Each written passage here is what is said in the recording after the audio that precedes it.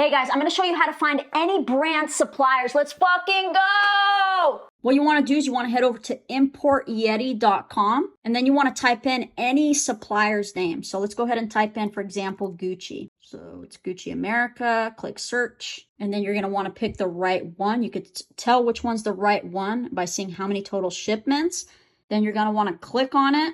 And then if you scroll, it's going to show you all of Gucci's suppliers. They have multiple suppliers, and it also tells you how many total shipments they're bringing in from said supplier. You can click on any supplier that you want, and then it brings you to this page that shows you their name, address, their LinkedIn, all that stuff.